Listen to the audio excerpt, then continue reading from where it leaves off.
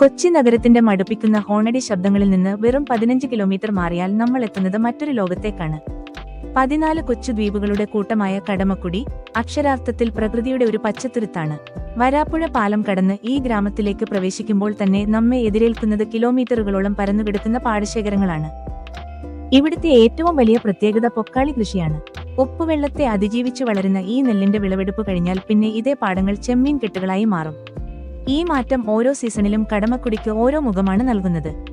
June മാസത്തെ മഴയിൽ പച്ച പുതച്ചു നിൽക്കുന്ന പാടങ്ങളും വേനലിൽ വെള്ളം വറ്റിച്ചു ചെമ്മീൻ പിടിക്കുന്ന കാഴ്ചകളും ബ്ലോഗർമാർക്ക് മികച്ച ദൃശ്യങ്ങളാണ് സമ്മാനിക്കുന്നത്.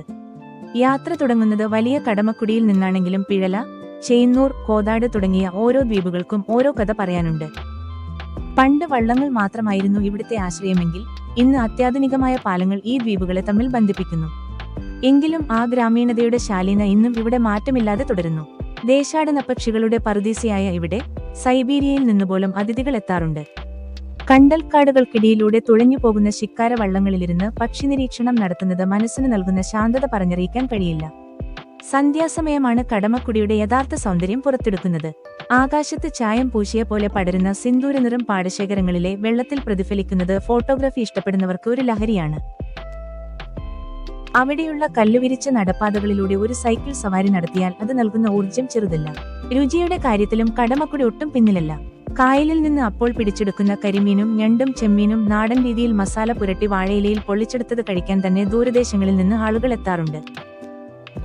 ഇവിടുത്തെ നാടൻ കള്ളുഷാപ്പുകളിലെ ഭക്ഷണത്തിന് ഒരു പ്രത്യേക നാടൻ ടച്ച് ഉണ്ട്. വരുന്ന മാസങ്ങളിൽ വാട്ടർ മെട്രോ കൂടി എത്തുന്നതോടെ കടമക്കുടിയുടെ മുഖച്ഛായ തന്നെ മാറും. എങ്കിലും വികസനത്തിന്റെ വേഗതക്കിടയിലും ആ ശാന്തമായ കായൽക്കാറ്റും കർഷകരുടെ ചിരിയും കടമക്കുടിയെ ഇന്നും വ്യത്യസ്തമാക്കി നിർത്തുന്നു. നിങ്ങൾ കൊച്ചിയിലുണ്ടെങ്കിൽ ഒരു വൈകുന്നേരം നിങ്ങളുടെ ക്യാമറയും സൈക്കിളുമായി ഈ മണ്ണിലേക്കിറങ്ങുക. അത് കേവലം ഒരു യാത്രയായിരിക്കില്ല, മറിച്ച് പ്രകൃതിയിലേക്കുള്ള ഒരു മടങ്ങിപ്പോക്കായിരിക്കും.